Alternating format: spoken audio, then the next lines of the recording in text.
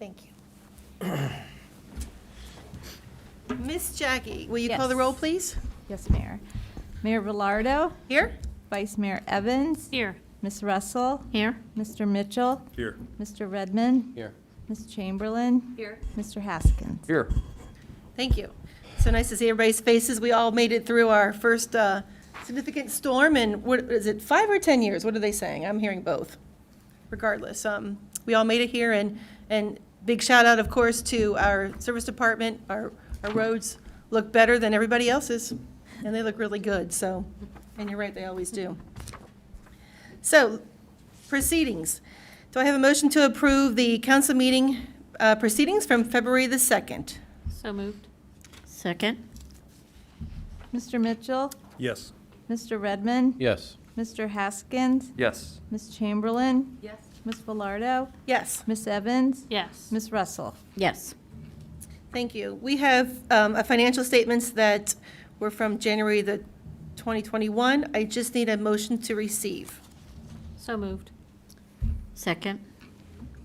Mr. Redmond, Yes. Ms. Velardo, Yes, Ms. Evans, Yes. Ms. Russell, Yes. Mr. Haskins, Yes. Mr. Mitchell, Yes. Ms. Chamberlain. Yes. thank you. That takes us to our first public comment section. Is there anybody in the audience who would like to address council? For all of you folks on Facebook that are joining us today, thank you. We are watching you on our phones here. We will try to monitor the best we can for questions and do our best to respond later on in the meeting, should any questions come up throughout the meeting. There being no comments, I'll go straight into standing committee reports. Public Service Committee. Yes, Public Service Committee met on February 2nd, and I called the meeting to order at 8:35 a.m.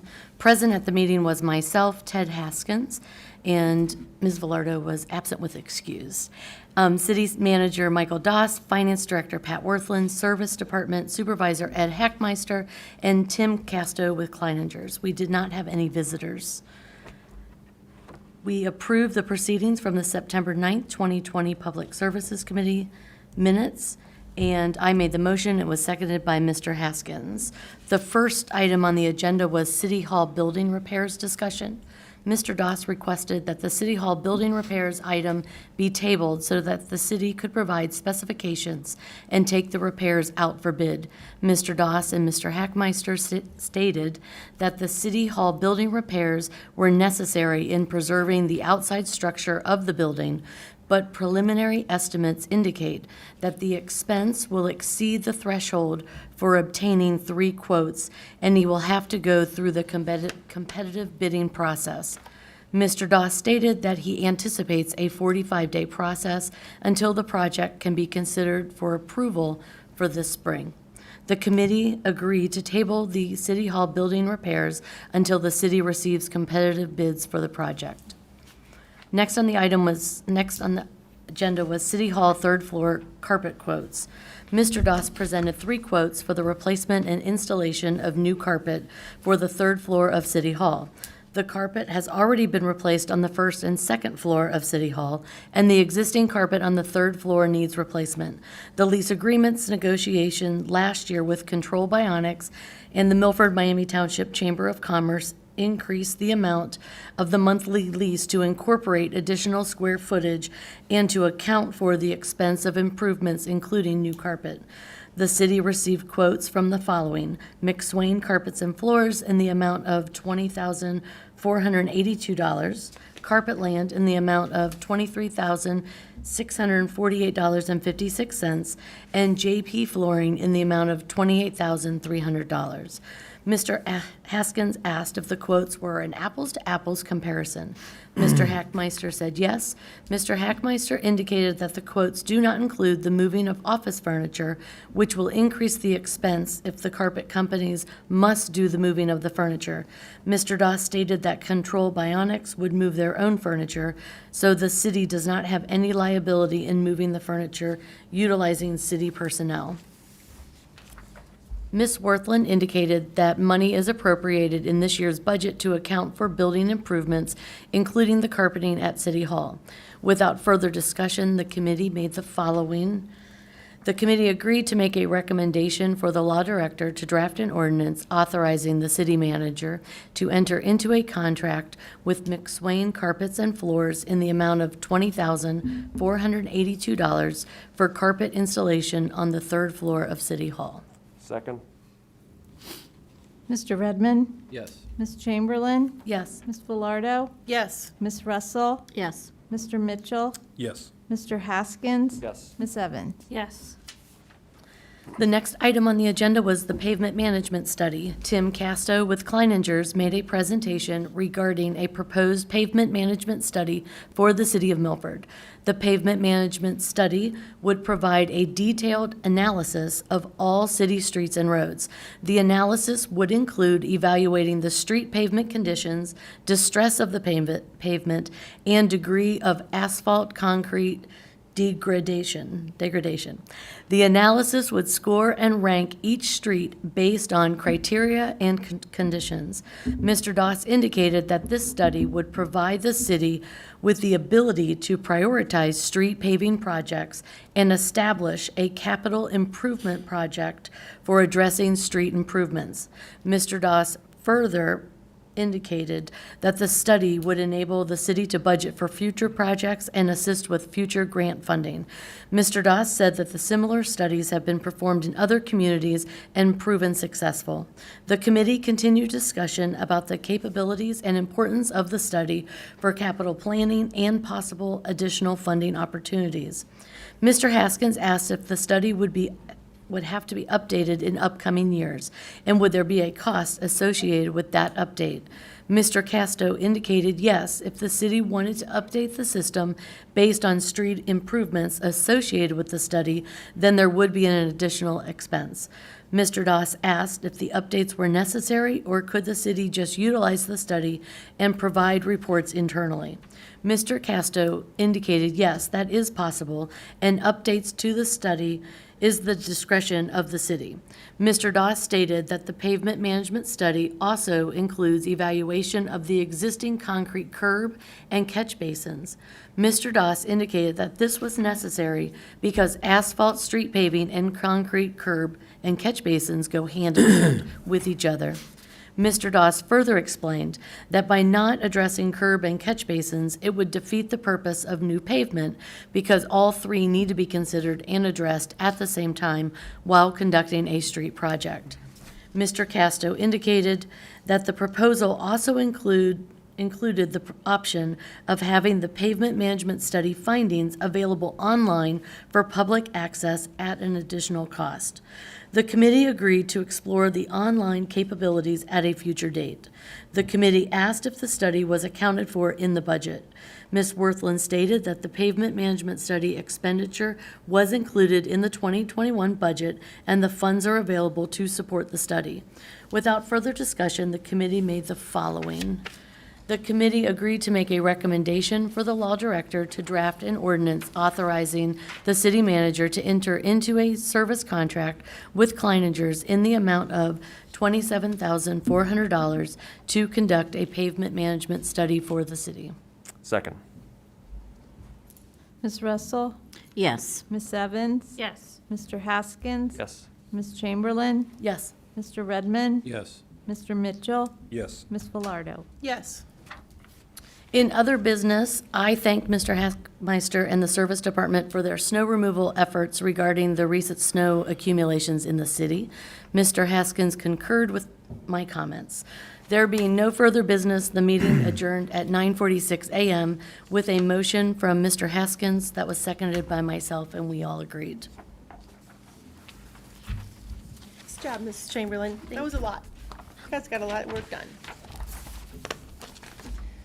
All right, I don't believe there are any more committee reports at this time, so we'll go right to our city manager report. Mr. Doss. Thank you, Mayor. Good evening, council. Just want to give an update to council and to the public.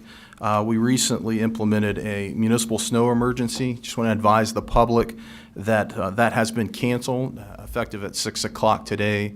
So our snow emergency has been canceled at this time. Just want to echo what the mayor and what Ms. Chamberlain had mentioned about our Public Works Department, our Service Department in particular, and the job that they've done in the last 24 hours the job they always do, quite frankly. We brag quite a bit about our service department. Do want to publicly commend Ed Hackmeister and his crew, and I want to identify them by name. I'm not going to give their last name to embarrass them, but just want to identify them. I think that's very important. Jay, Tyler, Brian, John, Russ, Adam, and Jason. Appreciate everything that those folks do for us. Yes, we do. We appreciate that. Absolutely. Continue to do that. Wallace Water Tower funding, I do want to advise council that the city is working with Branstetter Carroll to submit nominations for funding from the Water Supply Revolving Loan Account and the Ohio Water Development Authority. I do want to advise that this nomination does not commit the city to any funds. However, it does put our project on notice with the state and with those two potential funding agencies as we explore funding for that water tower later on this year. Canoe and Kayak launch, working on a proposal with McGill Smith and Punchin to provide some services for a design of a new canoe and kayak launch on the Little Miami River. As we get that proposal together, we'll have them come and present to community development.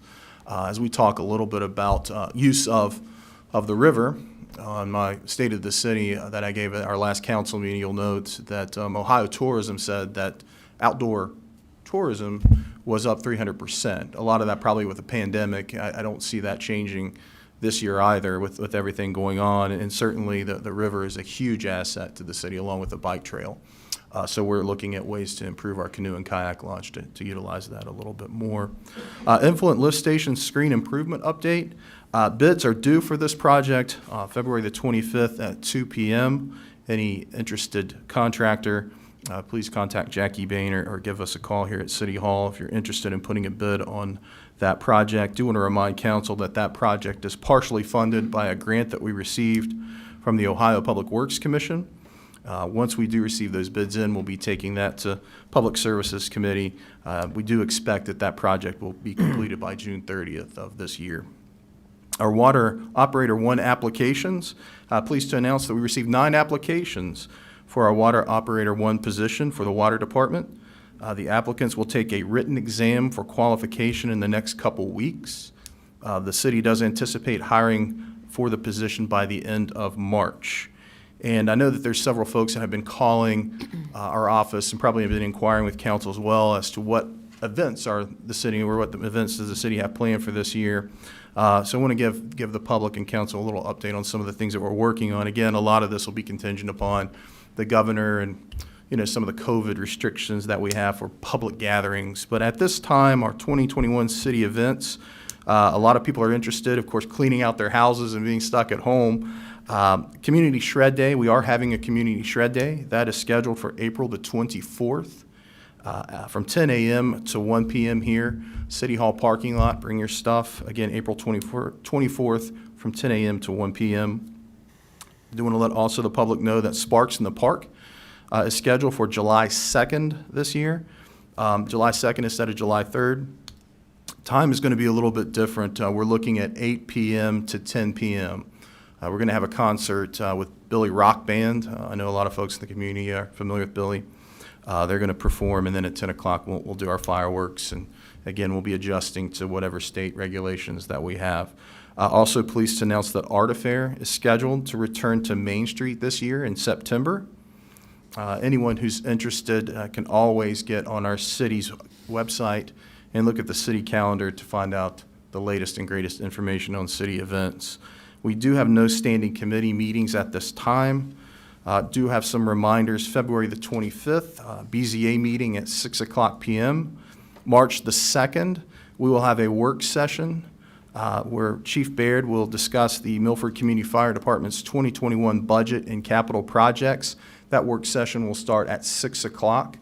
6 o'clock on March the 2nd, and then later on March the 2nd, later on at 7 o'clock, we'll have our regularly scheduled city council meeting. Thank you, Mr. Doss. Before we conclude your report, I do want to bring up something that was brought to my attention on social media, and it's sidewalks and snow removal. And I think it warrants a conversation between all of us so that we're all on the same page with our procedures and an ordinance that we are or are not enforcing and how we handle it moving forward. Like anything else, whenever you get a one-time event such as what we've just had with the amount of snow that we've had, something inevitably comes up that we don't usually have to deal with on a typical year, whether it's a 100-year flood or, a snowstorm like this. So I just wanted to start a conversation among my colleagues to see what your thoughts are and what the current policy is. The current policy, and correct me if I'm wrong, Mr. Manier or Mr. Doss, states that residents and business owners are responsible for removing the snow from their sidewalk 24 hours after the last snowflake falls. 12 hours. 12 hours, my bad. An ordinance that is punishable by a $100 fine. This ordinance was created in 1975, and from what I can gather from staff, and Kyle, you might be able to chime in on this, shoveling city property sidewalks during snowstorm wasn't on the top of our priority list. It was mainly removing snow from streets so people can get to and from work. And correct me if I'm wrong, we haven't ever fined somebody for not removing the snow from their property. Is that correct? Not since I've been here. So we have an ordinance that we don't enforce, and I think it needs clarification. So the question is, do we leave the ordinance the way that it is and do we enforce it? Or I would prefer that we rescind the ordinance if that is your choice. If we keep it, that's one discussion, or we rescind it because it doesn't make sense to me to have ordinances on the books that we're not enforcing, but someone can reference if someone fails to act. Who wants to go first? I just think it's nice if people clean them, but some people aren't able. I mean, we have elderly in the community that can't get out and shovel snow, so you can't find somebody when they're not able to, or people that maybe aren't home, they're out of town, those kind of situations. It is hard to enforce. Yeah. I think it's hard to enforce, but then I think there's also people that just choose not to because of the feeling well, if I do it, then I'm liable if somebody falls down, Right, or 'cause if I I've don't. heard that story too. Right, like, Which so is it's like, true. and so what is truth, and then what is just being a good neighbor and being kind?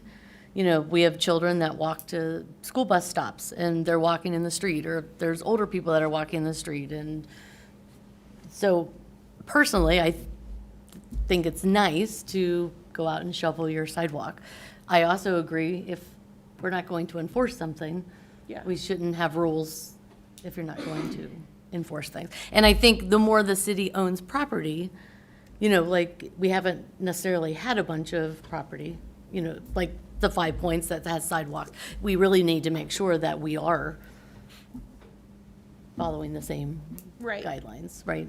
Even though I know it's not a priority, the streets are the priority. Just so I understand what you're saying, you say it would be nice. So are you a proponent of the ordinance and enforcing it?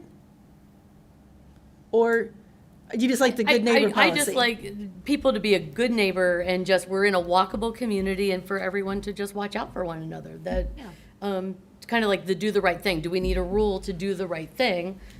Just, A lot of people I will do their typically neighbors. shovel my whole block because it's 3 houses, and it's, I'm not going to stop right at the edge. It seems silly. Sure. But I have a problem prosecuting our citizens and Yeah. our businesses for this. As a practical matter, they probably get a warning first, then they get a citation. They wouldn't go into court for 2 weeks. And the way by then it would be moot. What are we doing? Are we punishing that? I would have a problem prosecuting that in court. So typically when they come to court for something like that, I'd probably, I would find it very difficult to find somebody $100 unless they were being extremely recalcitrant. Again, how do we decide people who are elderly and can't do it and can't find people to do it for them? Where does that come, where did discretion come in? well, even using the verbiage prosecute or shoveling when Right? Well, that's what I would be seems a bit doing. harsh. Right. Well, no, that's Yeah. When a person get a citation, I have to prosecute it. correct. Yeah. And I couldn't in good conscience do that, I don't think.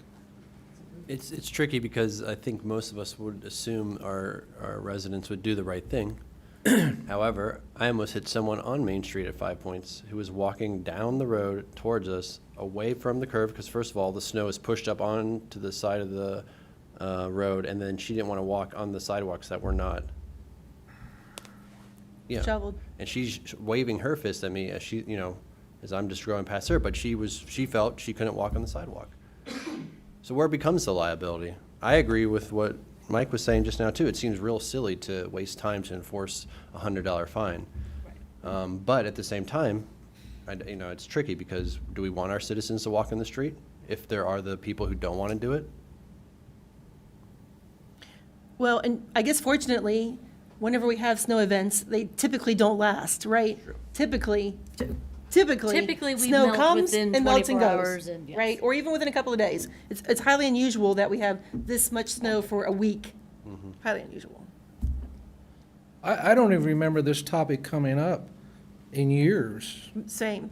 so I've been I here don't 16 even years and I've remember never talked discussing about it, ever. So in the early 70s, a lot of people were just against shoveling, and they're like, we got to pass this ordinance to like, During the blizzard years. they're like, And to Mr. Doss's point, $100 in 1975, Would have been quite a that was significant, substantial- right? Yeah. I mean, That's a punishment. It's a wonder what the record shows, why the council felt it necessary to, because again, I think we would all assume throughout time it's just a neighborly thing to do. And we see stories of that right now, right? We all Yeah. have talked before the meeting, like, oh, so-and-so shoveled the whole street and so-and-so did this driveway. So it's a feel-good thing, but it is, it can be an issue for the people who don't want to do it. Right. And then especially if we have these reoccurring 4 snow events in a row, and those people have not once shoveled their sidewalk. Well, Yeah, I think they're accused of being a bad neighbor, but other than that, I don't mean, know that there's anything. Scarlet we can letter, do. you're right. We could just put a little sign in their yard. Asshole. Whose job is that? As I said, what are you going to public shame somebody? Ted's, that's Ted's job. So it seems like it seems like we should just rescind it then, because we're not gonna enforce it. We were getting advice from the law director that it's kind of a waste of time to prosecute it. I mean, I'm in favor of rescinding it then.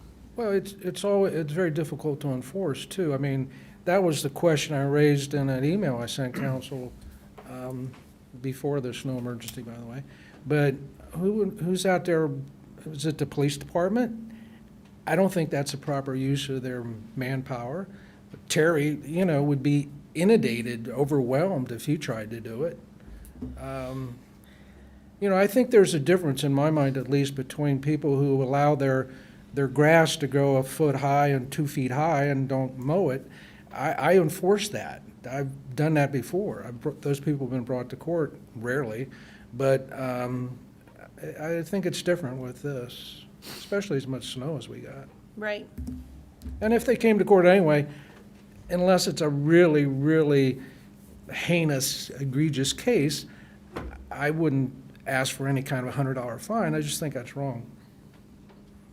I think you're right, Mary. It's only a very few times. It would be different if we were having really harsh winters and it's weeks on end that we need the sidewalks cleared for people. Correct. Which in 1975, Right. perhaps Apparently they we did. were. I mean, think of the blizzard. When was the blizzard? 78 Was that the and- blizzard? 77, 78. 77, 78, yeah. I wasn't born then. I mean, I think we can all agree too, the social media wrath is probably powerful enough to get you to Right. shovel your business or your sidewalk. They'll call you out on social media, that's for sure. Well, All right, so, we can snow shame people. right? Right? I think we're all in agreement unless somebody has opposition. Kyle, did the city always shovel sidewalks on It was usually. city-owned if- property? If somebody's in all night and then the other crew comes in, you're trying to clean up, so they're home. But if we're all in and it's a big storm, you usually have 1 or 2 guys would definitely hit all the sidewalks that we own.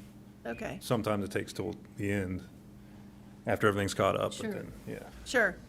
Yeah, streets would Within be 12 priority, hours, right? Yeah, yes. no doubt. And it shows. And it shows. Like I left Yeah. the house this morning at 6 a.m. and the roads were great Yeah, Absolutely. around here. They were out at 4:30 Yeah. shoveling. I think again, two of those 3 properties, I think that were really the crux of at least the city's portion of that, was Park National Bank. We just received that property, and Milford, Maine, that we just received a few years ago. So in the crew's defense, I don't think that was really on their radar. Sure, that's, But That makes again, sense. the process for us, and Kyle can attest to that, is when there's a snow, our first thing is to clear the roads so fire, EMS, and police can get through. Then we come back and clean it up so those roads are passable.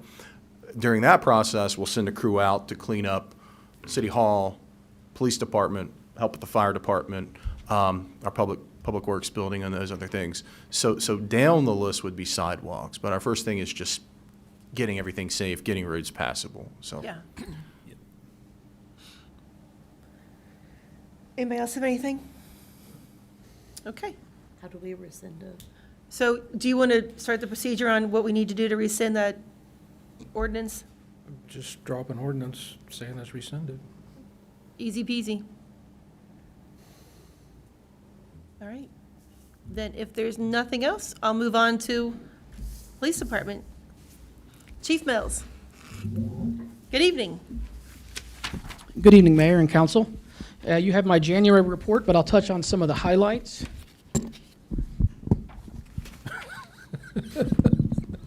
There we go. In terms of training, all sworn members completed racial profiling through our Police One Academy. All sworn members also completed the LGBTQ community course through Police One Academy. All members, both sworn and non-sworn, reviewed our anti-bias general order and passed a proficiency test. And Officer Wilson attended a 3-day new detective / street investigator course. Some notable occurrences. We had a burglary at Happy Hollow Road. That case is assigned to our investigative section. We had a counterfeit bill passed at Kroger. Officer Liming and Detective Rogers teamed up to solve a theft that occurred at Madison Tree. We had a $45,000 vandalism that occurred at Walmart. If you recall, some kids activated the sprinkler system. That case was assigned to our detective section and was closed with the arrest of 5 juveniles. And Officer Yeary closed out an $8,000 internal theft case at Walmart. So we had a lot of thefts in the month of January. Some administrative items. The selection committee interviewed the top 25 candidates for our vacant police officer position. And Mr. Manier, Mr. Dawson, and myself will conduct second interviews next week. Decommissioned Chevy Tahoe was sold on govdeals.com. And we had 4 patrol vehicles that were serviced for vehicle maintenance issues throughout the month. And finally, in terms of community relations, Officer Eshman partnered with 2 dispatchers to implement a program that provides blankets to the needy, and I read virtually to the students at McCormick Elementary. Sorry, Chief. That's okay. That Thank you, concludes my sir. report. I appreciate it. Thank you. Thank you.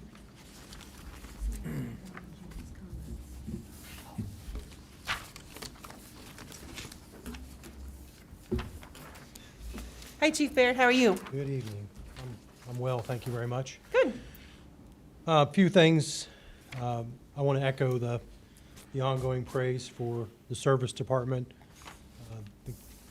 The guys were up there at the station several times over the last couple of weeks, plowing and salting the lot. At no time did we have any difficulty at all getting out of the station or into the station at shift change or anything like that. And also, I don't know if you all are aware of this or not, but we have a rule at the station when we have snow events like that they have to get up during the night, oftentimes several times, to shovel as much as they can away from the front of the building. And between our employees and the service guys, we try to keep the station accessible 24 hours a day because we do have walk-ins for emergency and medical runs and stuff like that. So it's a pain. And unfortunately, the crew last week was up a good part of the night working on it because the snow was coming down in the inches per hour rate.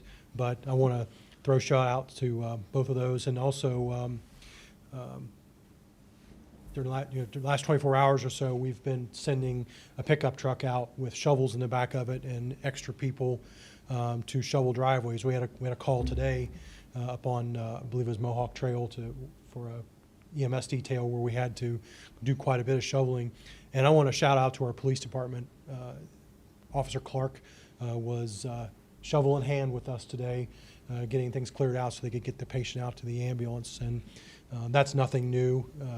Officer Clark and the rest of his coworkers, they're just top notch as well. I know you guys get tired of me bragging on them, but it's just, we got a great group of employees in the city of Milford. And We never get tired of you or Chief Mills bragging about your staff. I appreciate that because I'm not going to stop anytime soon. So. Good.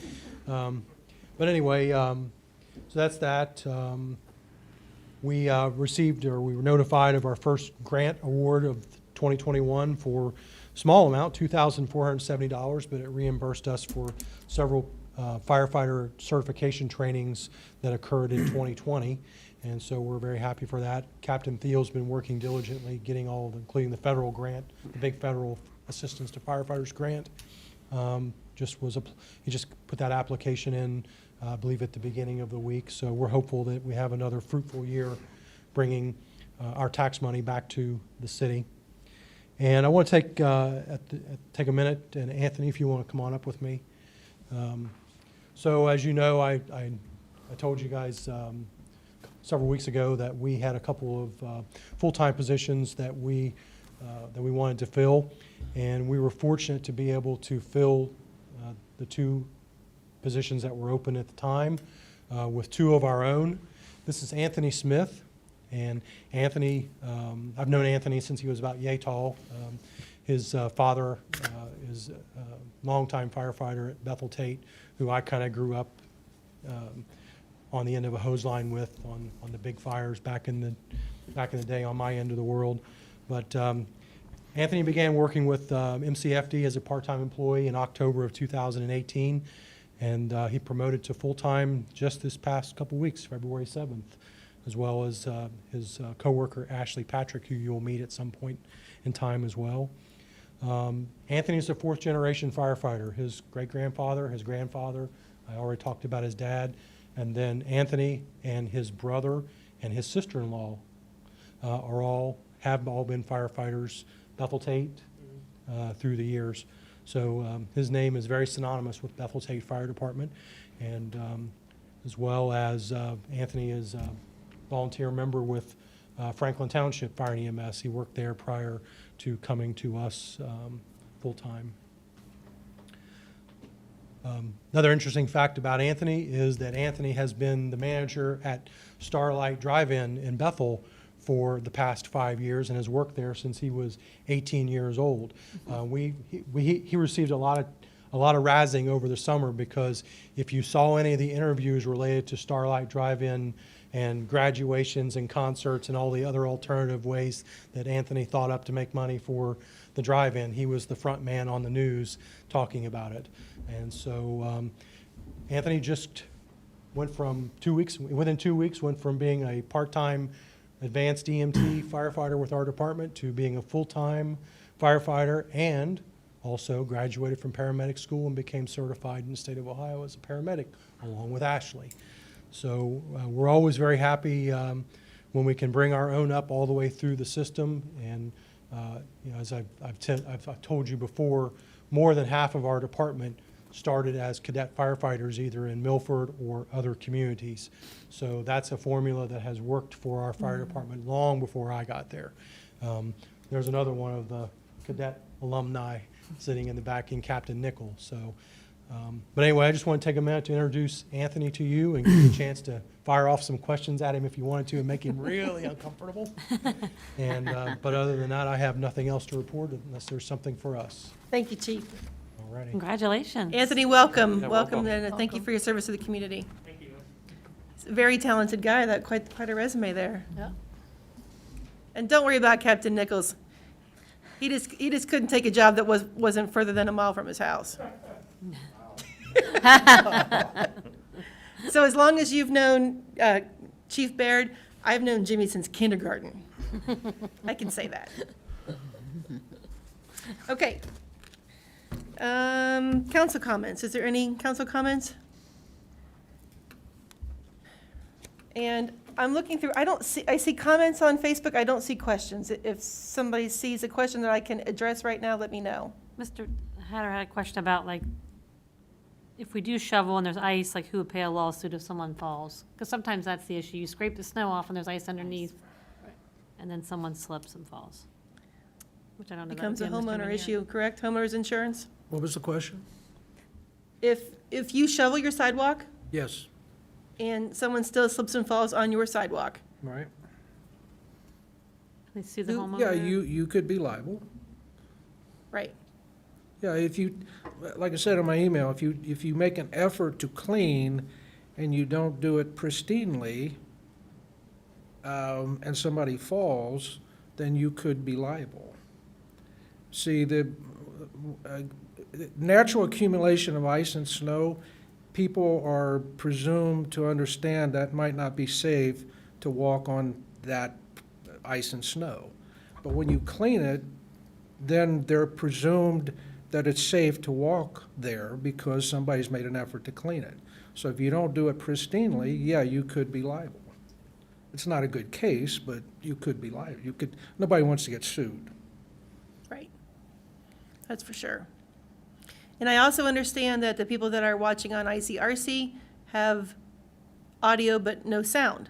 So I think from what my notes are telling me, they're working on that as well. So sorry about that. Okay. Is there any other council comments? All right, so that will take us to ordinances and resolutions. Mr. Manier. Thank you, Mayor. Ordinance 2021-74, an ordinance authorizing an agreement with McSwain Carpets and Floors for City Hall carpet installation. Now therefore be ordained by the Council of the Municipality of Milford, Section 1. The Council of the City of Milford hereby authorizes the city manager to enter into and execute an agreement with McSwain Carpet and Floors for the installation of carpet at City Hall for the contract amount of $20,482. The terms and conditions of the agreement are incorporated herein by reference pursuant to and in accordance with Section 12.03 of the Milford City Charter, Section 2 pursuant to and in accordance with Section 12.05 of the Milford City Charter. This ordinance shall become effective immediately upon its passage by City Council. Move to suspend the rules and read by title only. Second? Ms. Russell? Yes. Ms. Velardo? Yes. Ms. Evans? Yes. Mr. Haskins? Yes. Ms. Chamberlain? Yes. Mr. Redmond? Yes. Mr. Mitchell? Yes.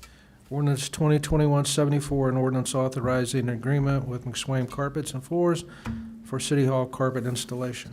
Motion to adopt. Second?